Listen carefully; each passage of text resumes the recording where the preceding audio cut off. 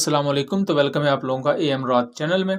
आज हम बात करने जा रहे हैं टर्किश एयरफोर्स के फ्यूचर के हवाले से कि रिसेंटली कुछ ऐसी डेवलपमेंट्स हुई हैं जिनसे टर्की के लिए ये दरवाज़ा खुला है कि वो F-16 ब्लॉक 70 हासिल कर सकते हैं। लेकिन ये F-16 ब्लॉक 70 हासिल करने में जो अमेरिका नरमी दिखा रहा है, इसकी वजूहात क्या हैं, इस पर भी बात करेंगे। लेकिन वीडियो में आगे बढ़ने से पहले आप चैनल को सब्सक्राइब कर लें और हमारी वीडियोज़ को शेयर कीजिएगा।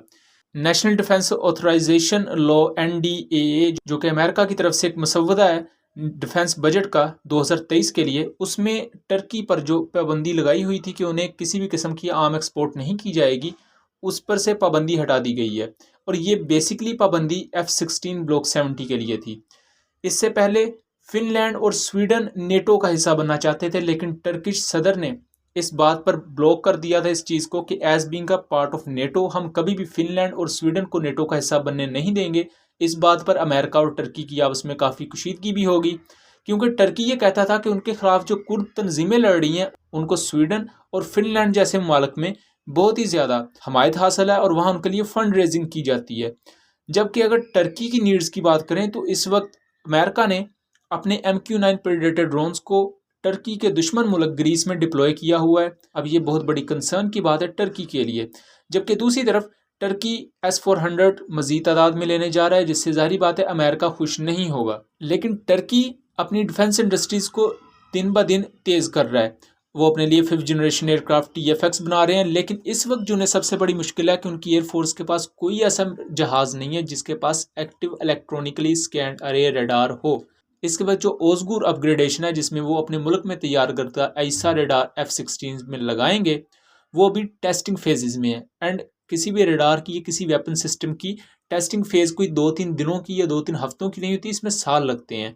सो अर्जेंट इस वक्त जो टर्की को चीज़ चाहिए वो ऐसा जहाज़ है जिसके पास ऐसा रडार हो और लॉन्ग रेंज BVR मिसाइल्स हों और next generation electronic warfare equipment हो।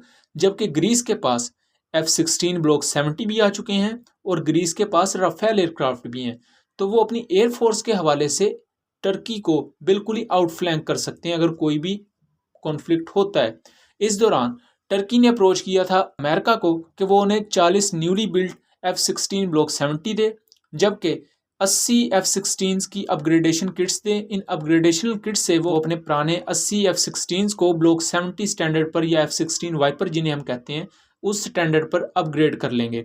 इससे 120 total F-16 block 70 Turkish air force के पास हो जाएंगे और F-16 ब्लॉक 70 स्टैंडर्ड के या ब्लॉक 60 स्टैंडर्ड के इतने कैपेबल हैं कि वो राफेल को टैकल कर सकते हैं। लेकिन इस चीज़ को भी स्किप नहीं कर सकते कि अगर पायलट ज़्यादा माहिर है, वो पायलट अच्छा जहाज़ को कंट्रोल कर सकता है, तो इवन F-16 का ब्लॉक 52 भी एक हद तक राफेल को काउंटर कर सकता है, लेकिन बशर्ते कि पायलट में भी दमखम होना चाहिए। अब इस वक्त जो टर्की का दुश्मन है ग्रीस, वो पूरी कोशिश कर रहा है कि टर्की के लिए ये जो पाबंदी हटा दी गई है, सैंक्शन ख़त्म कर दी गई है कि टर्की F-16 ब्लॉक 70 खरीद ले।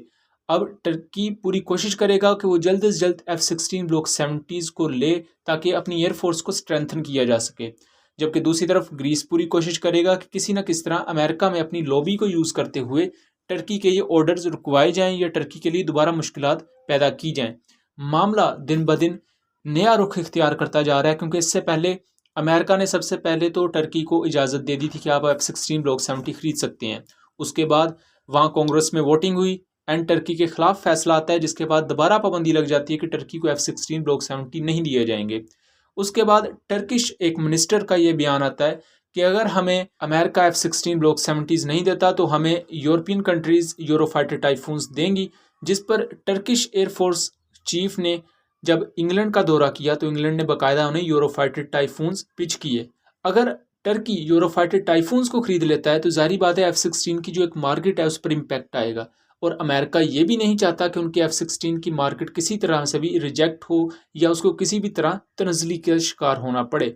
उसके लिए अमेरिका कोई ऐसा राह देख रहा है जिससे ग्रीस भी खुश रहे और टर्की भी खुश रहे। जबकि दूसरी तरफ टर्की भी ये कोशिश कर रहा है कि वो अपने तहफ़्फ़ुज़ात भी रखे कि वो स्वीडन और फिनलैंड को नेटो में नहीं इस वक्त देखना चाहते जब तक PKK या YPG जैसी जो तंजीमें हैं उनके खिलाफ ये दोनों कंट्रीज़ कोई सॉलिड इकदामात ना उठाएं। लेकिन अगर टर्की बिल्कुल बज़िद रहता है इस बात पर कि दोनों कंट्रीज़ को हम नेटो में शामिल नहीं होने देंगे, तो ओबियसली F-16 ब्लॉक 70 फिर एक अधूरा ख्वाब रह जाएगा टर्की के लिए। तो आपका इसके बारे में क्या ख्याल है? अपनी आरा से ज़रूर आगाह कीजिएगा। मिलेंगे अगली वीडियो में, तब तक के लिए अल्लाह हाफिज़।